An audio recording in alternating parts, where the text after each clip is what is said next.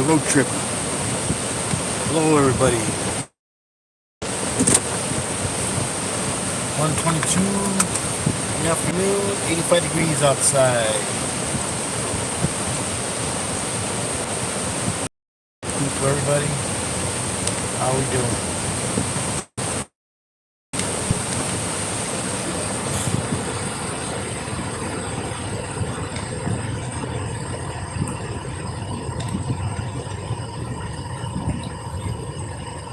Everybody, don't forget to hit the thumbs up. And if you're not subscribed, subscribe. I'll be right back. Don't go away.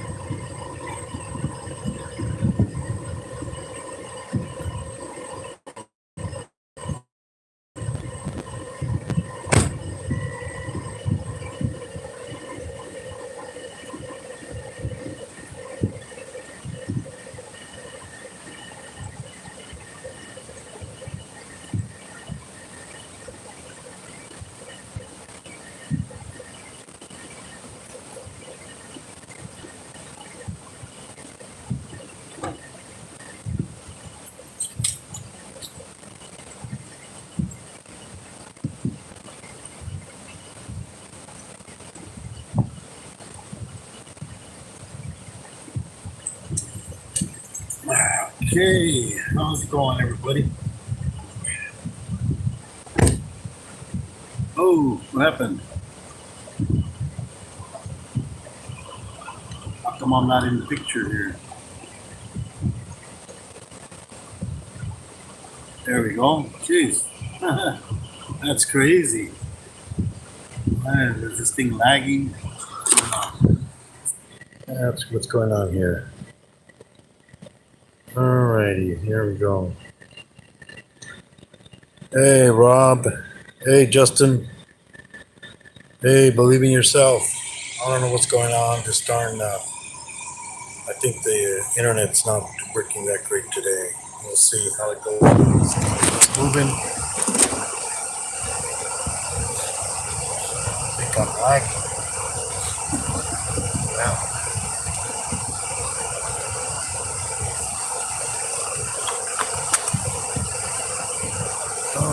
Okay, come on. Let's see. Working here. Everything going good here. Let's see. I think I might be lagging a bit. Yeah.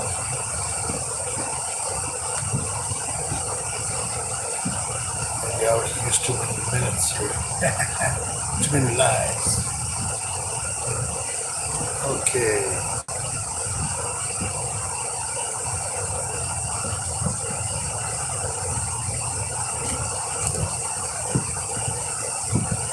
Okay, let's see here.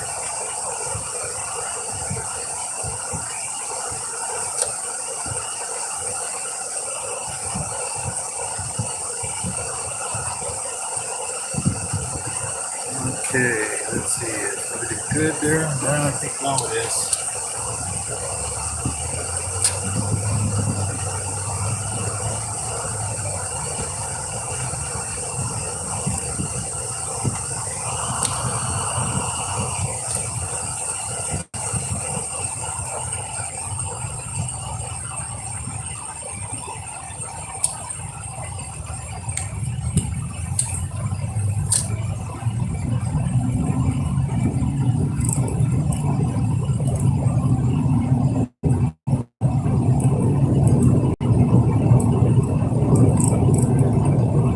How's everybody doing this morning, afternoon, or evening?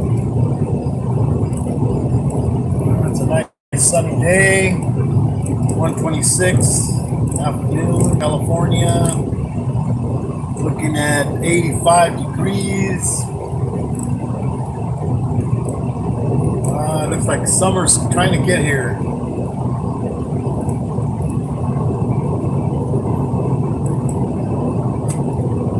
Yep.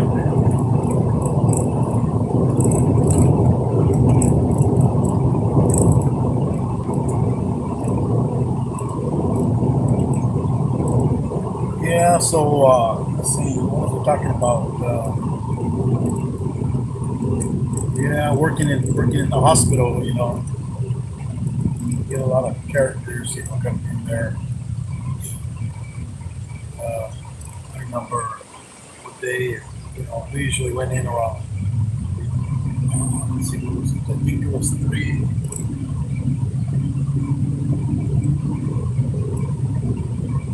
in the afternoon, I believe, or 2 in the afternoon, I think it was, that we went into the hospital. And then our day was starting off not too good because we showed up. We usually start our report, look at any pass downs from the last shift, and then all of a sudden we get a phone call that that call us saying, hey, you know what, somebody's taking their clothes off in the hallway, you know. So it's like, oh, here we go. So, so I told my cousin, let's see what's going on. So we decided to,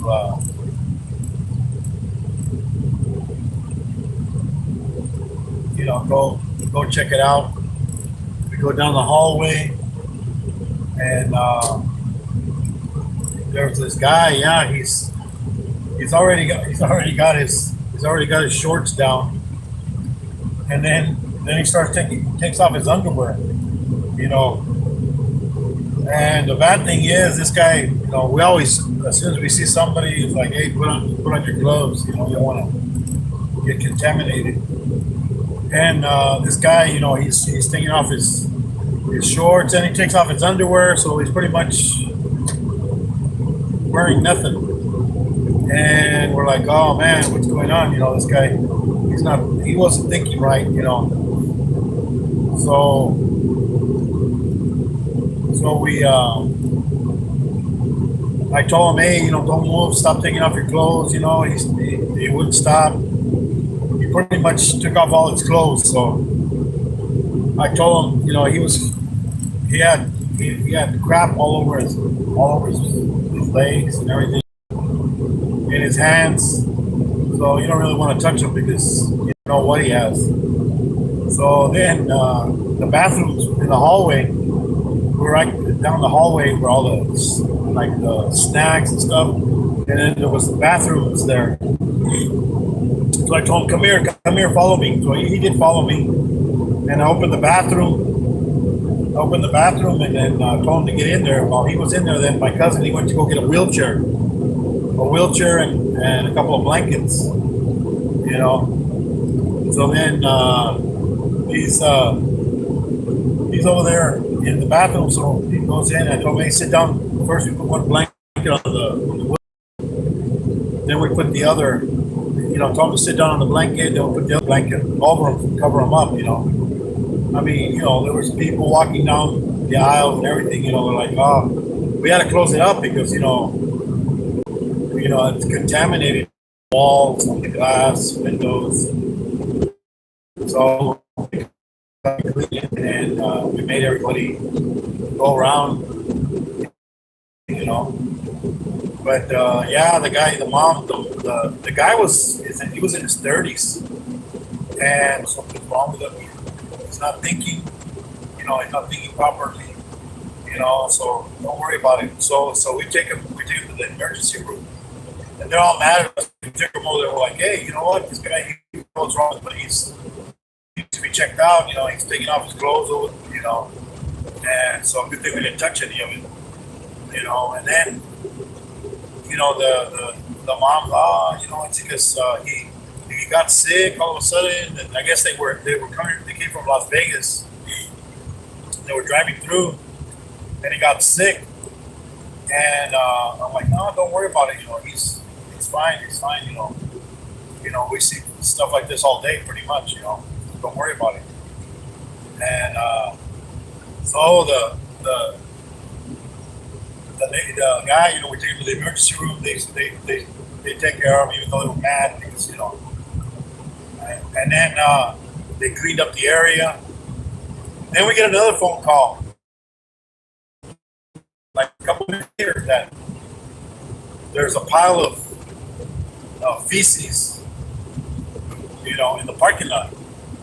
And I'm like, what the heck, And I mean, when I was moving the guy, I could smell what the feces he had on him, what it smelled like, and of course you could see the color.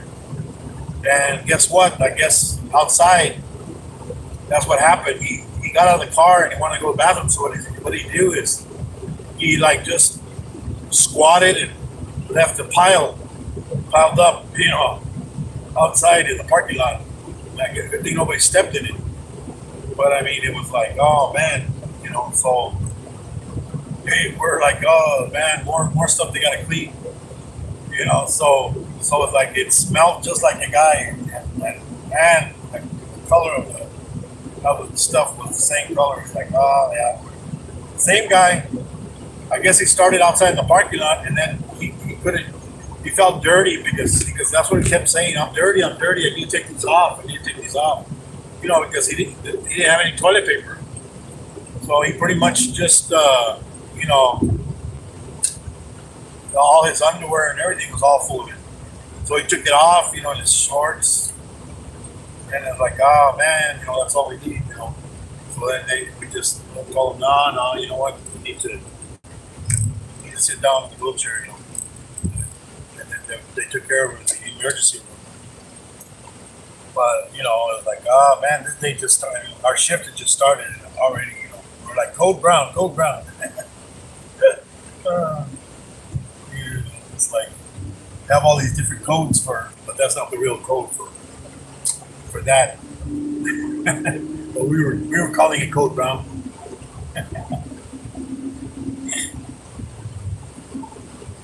Yeah, and it was one of those days. So the day didn't get any worse. I mean, we had a couple of helicopters land with patients. And then you have the sad ones. There was this one girl. She came into the emergency room, and the sad thing is she had an eating disorder. She was I guess you call it anorexic, but it was bad. She was like 20, maybe like 22, 23 years old. But you would look at her, and she looked like a 60-year-old lady. I mean, there was no she was only skin and bones pretty much. And the mom was like, that she had to basically turn her over to a hospital where they're gonna basically either she eats or they're gonna force feed her basically, with IVs and maybe a stomach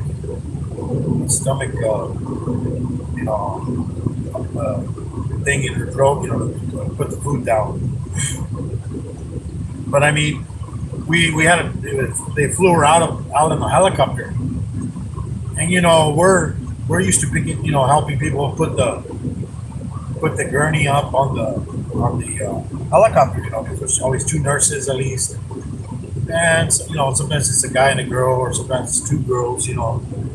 So then they they're like, so we get up there, up because it was up on the roof. We get up there, and they take her upstairs. I mean, she was like, oh my God, she was like very, very light. I mean, when we had to put her in the helicopter, I was like, when we lifted her, it was like we weren't lifting anything. It was just like, I think the gurney that you put in the helicopter probably weighed more than she did. I mean, she was really sad. I mean, I don't know how people can let them, but I guess it's a sickness. They look at themselves in the mirror, and they see themselves that they're too fat. So what do? I guess they eat and then they throw up.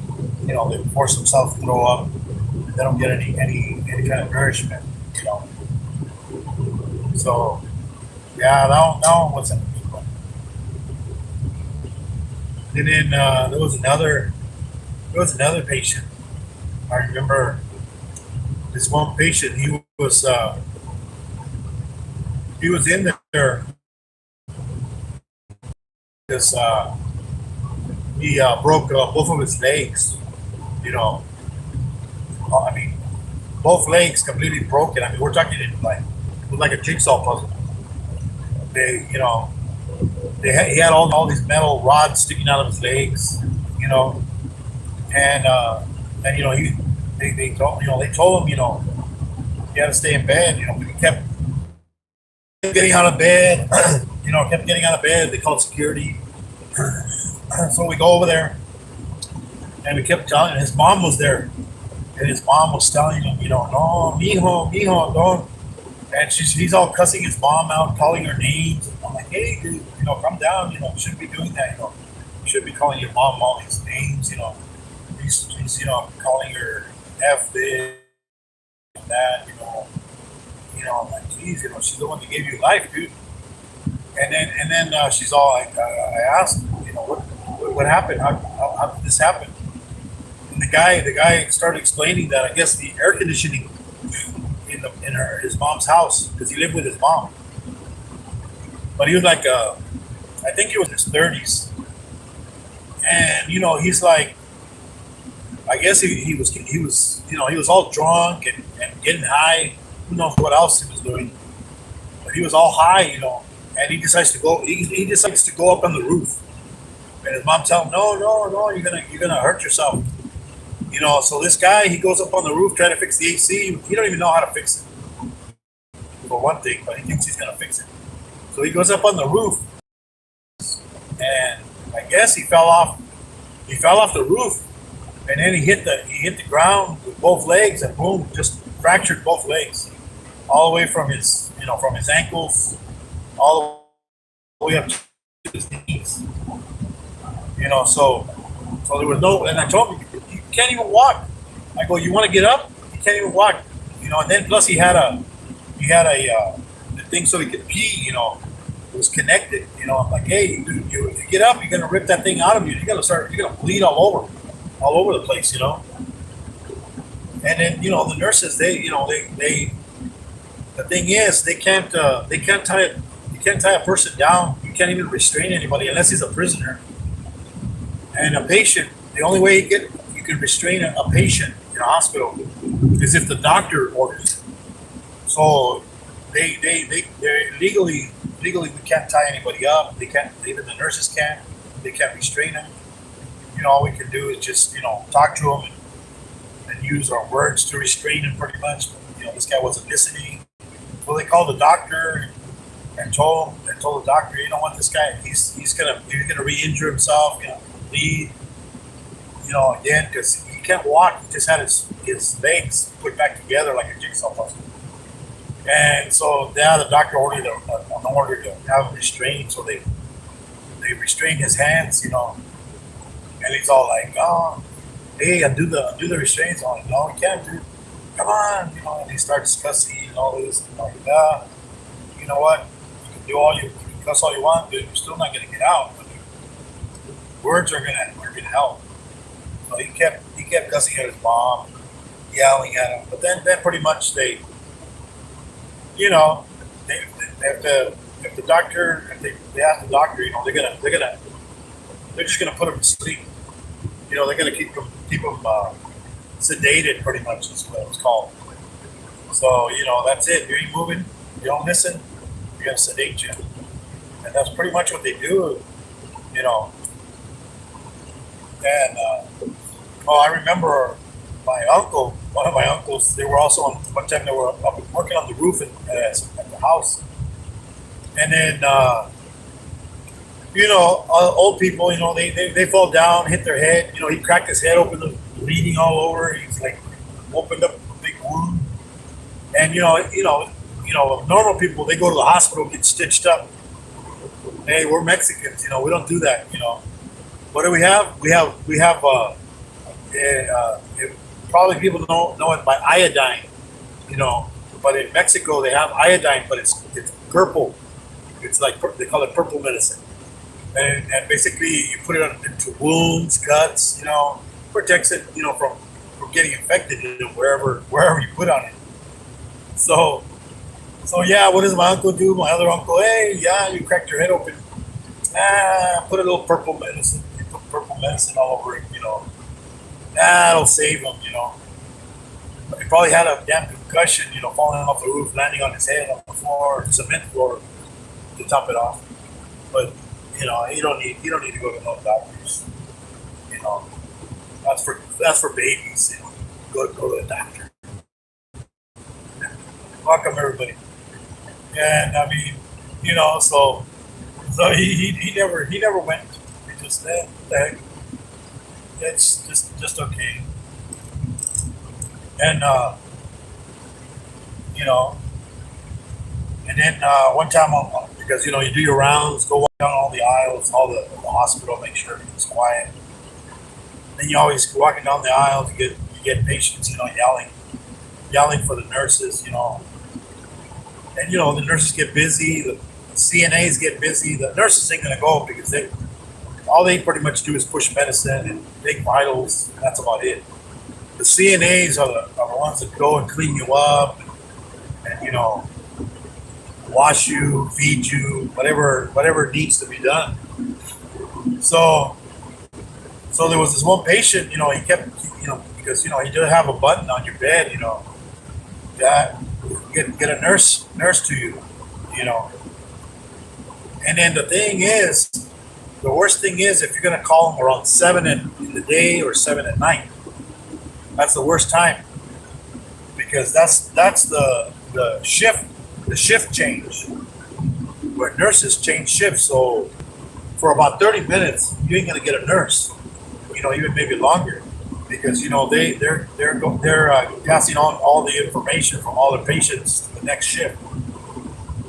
The CNAs hopefully, because they work a 12-hour shift, the nurses. The CNAs, they work 8-hour shifts, so there's three. So there's always a CNA available, but then CNAs, they pretty much kind of get abused in the hospital. They give them like too many patients, 8 hours, they get about 12 patients sometimes. Even I don't know what the limit is. I know the nurses have a limit now because before they didn't have a limit, but now they have a limit, of how many patients they can take care of. And that's why, sometimes you hear, you're in the emergency room and they're going to take you upstairs to a room or wherever. And they're like, oh, we're waiting for a room to be available. But it's not the room. They need a nurse to be available to give, to take care of you, basically, I mean, unless you're in the ICU, then you do have to wait for a bed because, I mean, there's somebody always, one guy monitoring everybody's heartbeat and everything, make sure they're still kicking, but there's only maybe four nurses, I think, in there, and there's like maybe 10 rooms, so they have less patients because it's more intensive care, but still, so this guy, he's pushing the button and they're not answering, so what is this guy? He has a phone. He has a phone there, so he can also call. He can call out. Phone. The phone can be called out anywhere all day and night. But after visiting hours, no calls can go in. So this guy, this nighttime. So this guy, he's over there pushing the button. Hey, I need help, because sometimes the IV runs out. The chemicals that they're pumping into you, medicine, whatever.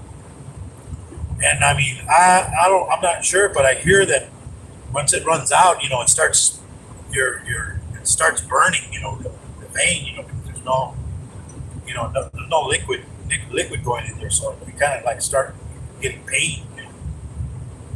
So then the guy kept pushing the button. Nobody was coming, so he got mad and he's all like, what, this is bullshit. Nobody's coming to help me. So what did this guy do? Yeah, he calls 911.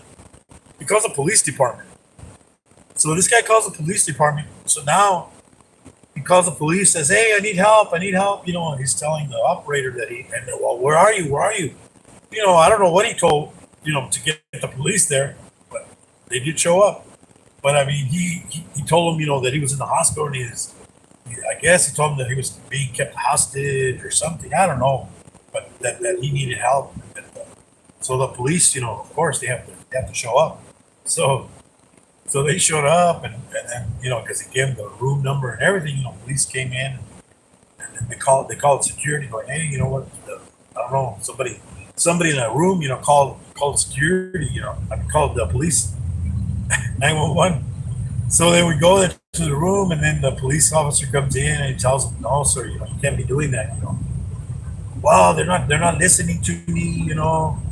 I keep calling and calling them, and they're not coming, and I'm in pain. Oh well, just gotta keep.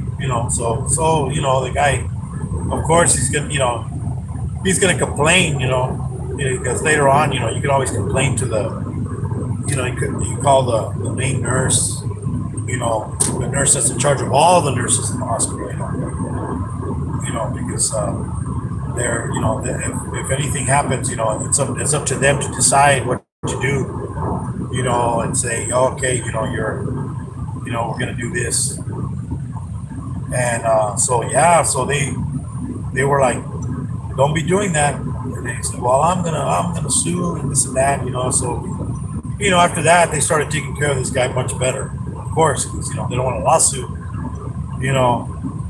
Because they're not taking care of him. Because you're paying, you're paying like they say, you're paying for a 5-star hotel service, pretty much.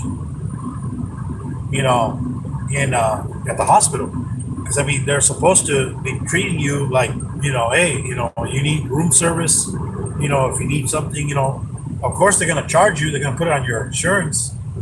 And everything, but still, you gotta pay for it. It's gonna come out of your insurance, and then if the insurance doesn't pay, guess what? You're gonna end up paying for it. Shit. So yeah, so this guy calls the police department, and then you hear another guy. He's all like, this old guy. You want to get up, and they all have alarms. There's people that aren't supposed to be getting up. They put alarms on them.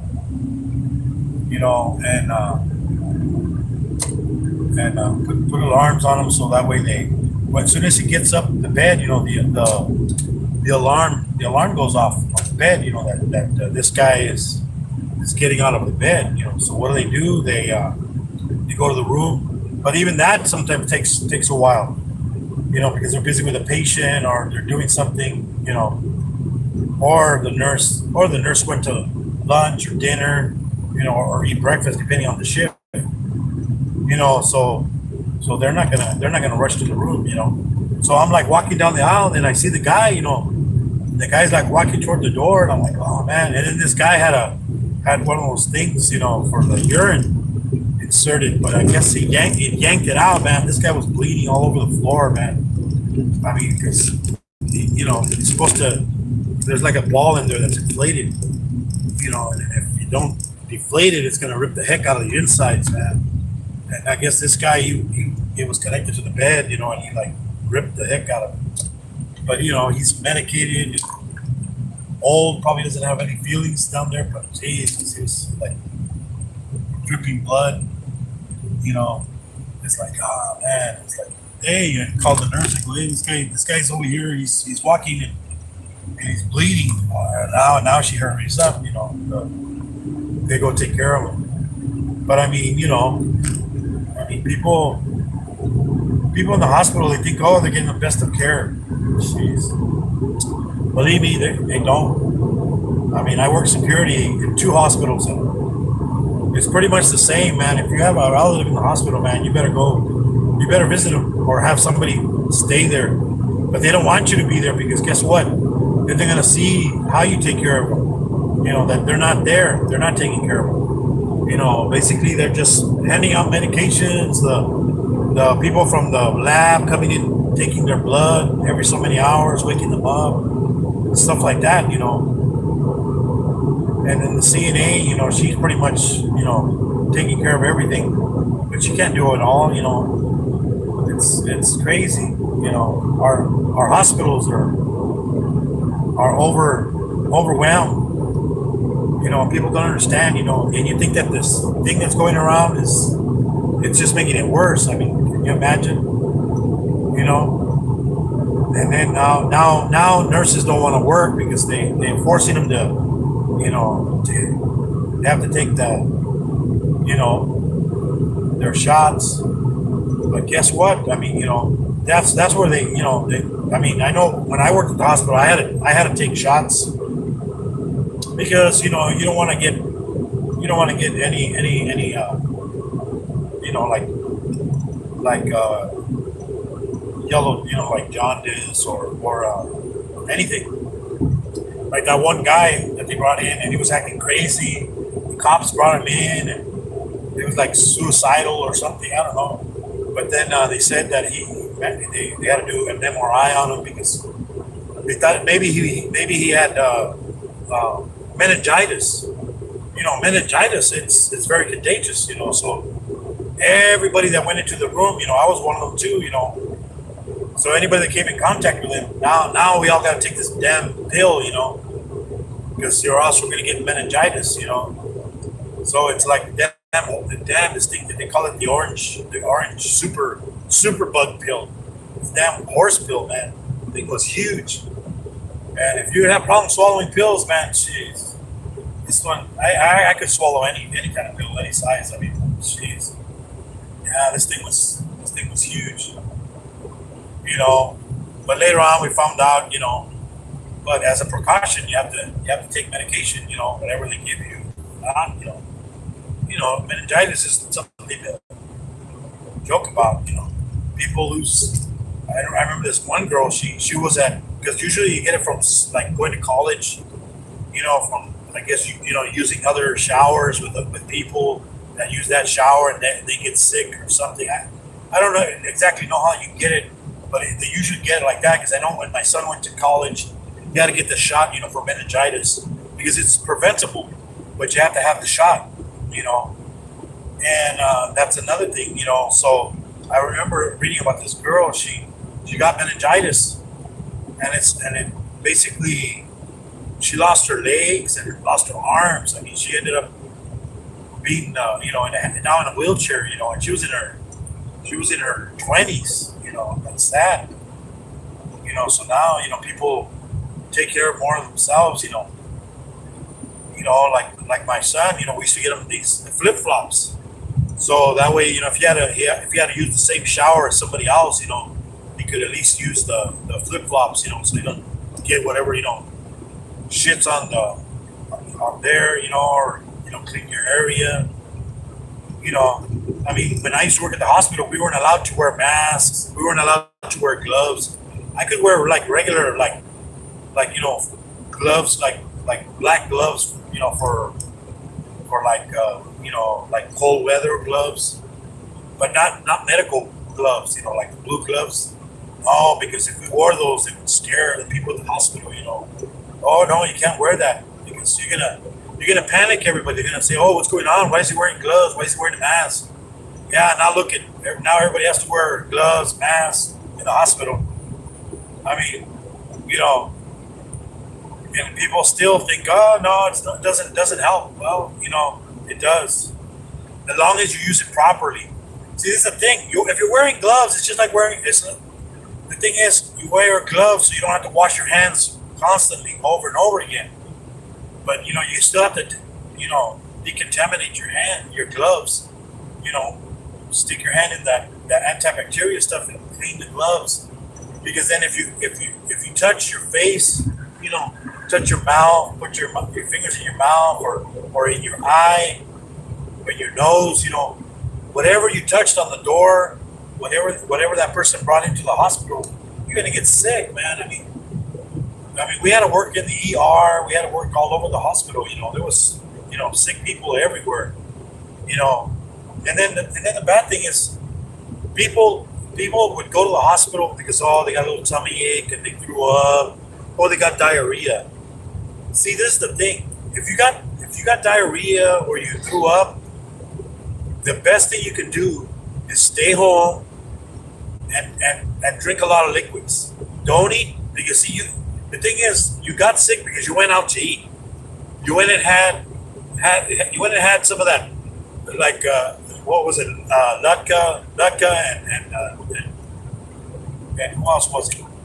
JD, J and G from Reptiles. They both, I guess they said they went to a restaurant and they had some coleslaw. Bad coleslaw gave them diarrhea. You know, hey, you eat bad food, or somebody doesn't wash their hands when they make your food. You know, or they're sick. You know, they're like coughing into their hand. They don't wash their hand. Then they prepare your sandwich. They prepare your burrito. You know, this is the thing, people. That's where you get sick. You know, and then what do? You get sick, so you're like, oh, I don't feel good. Now you go to the hospital where there's really sick people that are sicker than you. So now you're going to catch something else. Plus, the only thing you have to do, they're going to tell you medications, you know, and just to drink Gatorade. You know, they're not really going to give you medications because there's really nothing you can do unless you have E. coli. Then, you know, so basically you have to watch. If you have diarrhea for more than 2 days, you know, you can get over the counter medicine, you know, Imodium. That stops diarrhea like that. I mean, I know. I mean, I've taken that stuff. And we're talking, man, after your second dose, if you follow the directions, first dose, 2 pills. If you go to the bathroom again, you take another pill. These are chewable. And then after that, it pretty much stops. But you know, people they're like they don't want to they don't want to, you know, go to the store and get medication. You know? And for throwing up, basically just stay. As long as you're not throwing up blood, your body. That's the way your body tries to fix what's wrong with you. If you got something that you ate that's bad for you, it's gonna go out one way or the other. You know, you're gonna throw up, or it's gonna come out the other end. It's gonna come out liquid or whatever, but it's gonna come out. So, you know, once it gets through your whole body, then you just gotta recuperate. You know, you're gonna lose a lot of fluids. So what do you gotta do? You gotta take those fluids. You know, the first day only fluids, man. After the first day, you gotta hit the like crackers, you know, and maybe some chicken noodle soup. You know, chicken noodle soup is very good. You know, it does wonders. Believe me, man. And just for the next 2 days, just slowly eat. But no, what do the people do at the hospital? They give them medication. They go home. Oh, they're feeling much better. What do? That same day that they're barely getting out of it, what do? They go to McDonald's or go out, eat some junk food again, and guess what? They're back at the damn hospital again because I'm sick again. Oh yeah, you idiot! You didn't follow directions. You know, it's like stop eating crap. You gotta let your body recuperate. You know, you gotta start eating slowly. You know, no spicy food, no greasy food. You know, crackers and chicken noodle soup, man. Just start eating that stuff, man. It'll help. Believe me. I haven't gone. I don't go to the hospital unless I'm bleeding. You know, unless I'm bleeding, then I'll go to the hospital because guess what? They're gonna do tests, and all these tests are gonna say, oh well, yeah, you ate something that didn't agree with you. You know, and now if say after you take all those medications and like that, and it continues more than 5 days, you know, then you're gonna have to get antibiotics. But I mean, don't go the first 3 days. I mean, but then don't overeat and eat crap. Believe me, you know, you need rest. You know, take Tylenol, man. That's all you need. People that go to the hospital, they're gonna get worse. They're gonna get something else. They're gonna bring it home. Gonna give it to somebody else. I mean, I remember. I mean, it was like during Black Friday one year, and I wasn't feeling too good. You know, I was like, oh man, you know, I was feeling, you know, kind of like, you know, feeling like pressure. You know, like when you want to go pee, but then you can't. And I was like, oh man, I don't know what's going on. You know, it's, you know, I mean, I don't know if you guys have ever had like kidney stones or stuff like that. Well, I think I might have had a kidney stone, or not well, maybe not a kidney, but a gallstone, where it's in you, where you pee, you know, where the urine comes out. So what happens is that stone, it moves around, and then it covers up the area, where the pee comes out, and you're like, oh man, you're like full pressure that you want to go, and then like it kind of you go a little bit, but not much. Well, so I'm feeling kind of bad, but then my wife, she's all like, "Ah, come on, it's Black Friday. It was like shopping, and they had just opened up some outlets where we live. Like Gucci and Michael Kors and all these other places. So she wanted to go shopping. So I go, okay, all right. So we picked up her mom. Picked up her mother-in-law, and then because she wanted to go to the stores too, and then the kids. We all went. So we're going from store to store, and then I told her, I'm not feeling too good. Yeah, so I kept going to the bathroom, and then there was a lot of giveaways and some of the places, and some places they had stuff to drink. Well, there was this one place they had it was orange juice. You know how orange juice, it's real strong. Citrus.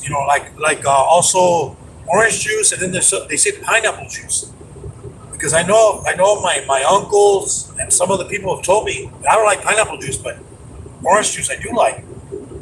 But they have whenever they've had like gallstones, well, not gallstones, but the stones in their gallbladder, they've drank a bunch of that, like for days, like drink it, and then what it does, that the acid from the pineapple juice and from the lemon juice, like orange juice or whatever, what it does, it dissolves the stones, to a point where they get so small that you can basically you piss them out. So my uncle, when he was having the same problem, he was drinking a bunch of that pineapple juice, and then basically what they used to do, they would get like a can, and they would piss into the can, so that way, when you would piss, you would hear it, you'd hear the whatever stone would come out, it would hit the can, and then I'm like, oh, okay. So then, I didn't know I had a stone, but then later on, I found out because this is what happened. So I didn't. Plus the fact, I ate breakfast in the morning. That was like, I think like 8 in the morning. This was already like 12 in the afternoon. And we're pretty much. It started getting dark. We were there pretty much all day. Haven't ate anything. So I'm like, oh man, I need something. So they had orange juice. So I started drinking a bunch of cups of orange juice. And I drank a bunch, and I drank a bunch. It helped because then I went to the bathroom. I drank some orange juice. So I had a bunch of cups of orange juice. And I guess that stone wasn't so it wasn't so big. Big. So it was starting to dissolve, but I didn't know this. So I'm like, oh man, I told my wife, you know what, I gotta go sit down, because they went to a new. I said, you know what, I'm not gonna go into the store. I'm gonna sit on the bench. They had a bench outside the store, and I'm like, oh man, I started sweating. Like my body was like, my body was trying to get rid of the foreign object. Is what it was. So here I am, yeah. So here I am,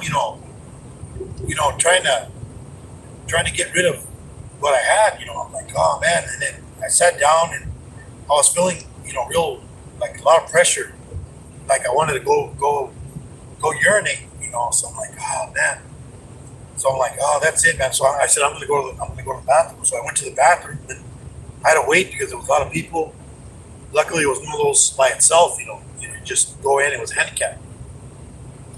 So I went in there, and then I go into the stall. And I'm like, oh man. I felt a bunch of pressure, and then some pee started coming out. Then all of a sudden, I felt like a burning sensation. like, oh man, and then boom, like something came out, and plus it was also like blood color, and I was like, oh shit, like what the heck? I mean, it freaked the hell out of me, you know. I was like, damn, what the hell? What's going on? Am I bleeding? Am I bleeding to death? From internal bleeding or something? But I peed blood. I'm like, oh shit! It was all dark, and I'm like, oh shit! It freaked me out. So I'm like going, oh man, it's like.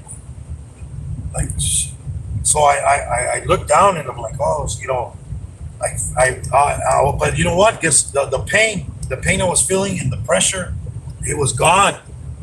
I was like, oh man, relief. And then I was like, I went, you know, finished what I was doing, and then, I had a camera, and I should have took a picture of it, just to, because of course, my wife, she's she's not here. She didn't even believe me that I was feeling sick, because she's like, you just don't want me to go shopping.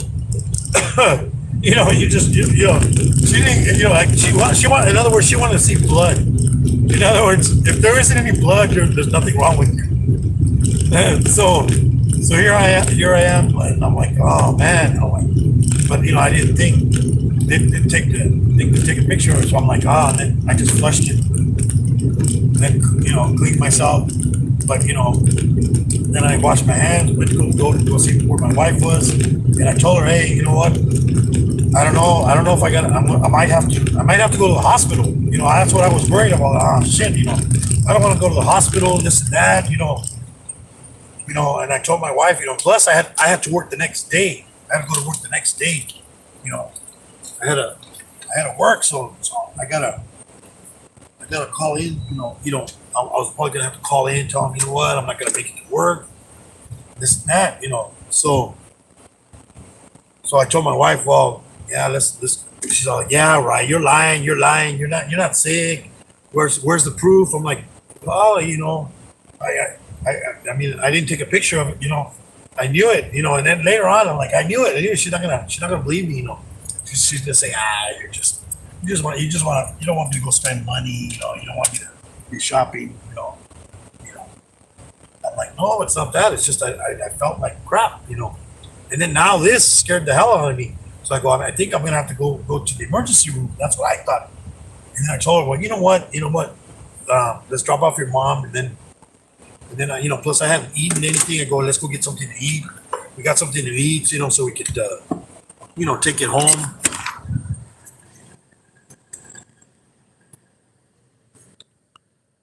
Hey, Kimba.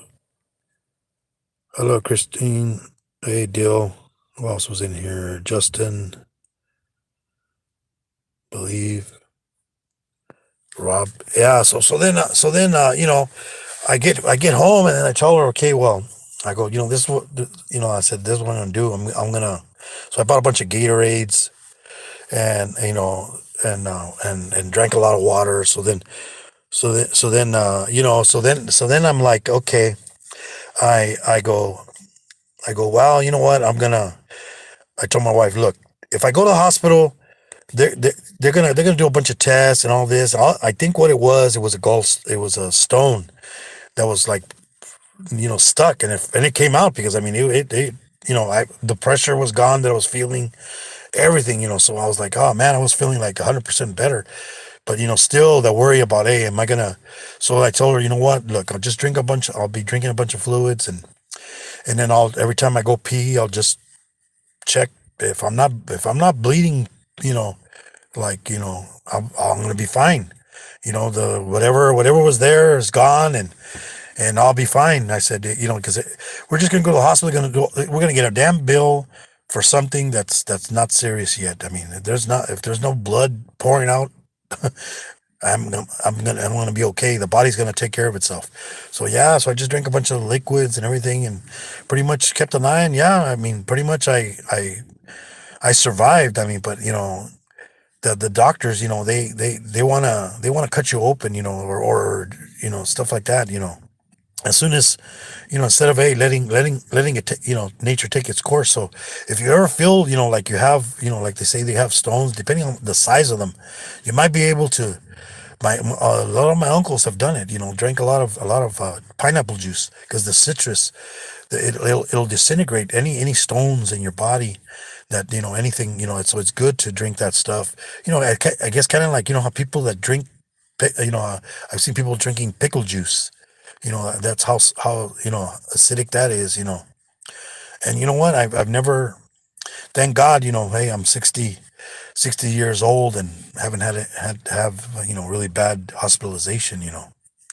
But yeah, I mean, people, they overreact, go to the hospital and all this, and keep, instead of just doing, what you need to do first, before, you say, I mean, unless you've got some bones sticking out, or stuff like that, you know, and then the doctor, they're gonna overprescribe. What do they always do? They give you antibiotic, and take Tylenol and that antibiotics for the kids. Then pretty soon, they even overprescribe, and guess what? Pretty soon those antibiotics, even a doctor told me, if you take too many antibiotics, pretty soon your body, or whatever virus it is, it's not gonna kill it. Because I remember I had an infection on my leg. I went to go see the doctor, man. They gave me the strongest stuff, and he goes, you know what? This stuff, if it doesn't fix it, then there isn't anything else that's gonna fix it. And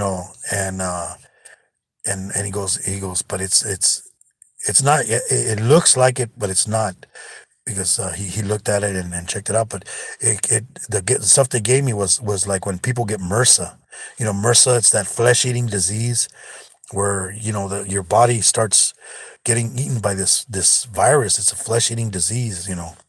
And guess where you get it from? The hospitals. A lot of times people come out with that stuff, or they get an infection and they don't take care of it. But yeah, I mean, he goes, yeah, if you start taking too many antibiotics, man, it's not good for you. So, don't over medicate people. We got to let our bodies, but yeah, we still need, we need our shots, like, polio and all those other ones. Hey, that's why you don't hear about it no more. But in some foreign countries, they still have measles and stuff like that. But, everybody, thanks a lot for coming with me in this ride. And thanks for the thumbs up, everybody. Still have 3 people in here. Thank you all for sticking around. Yeah, Kimba.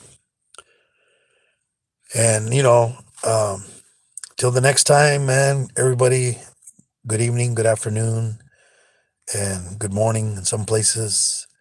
God bless everybody. Thank you for coming. And like my friend Keys always says, call your mama, because you don't know how long she's going to be around, if you still have your mom or your dad. But, she's the one that gave you life. So he lost his mom when he was very young. So give her a call. Tell her you love her. Bye, everybody.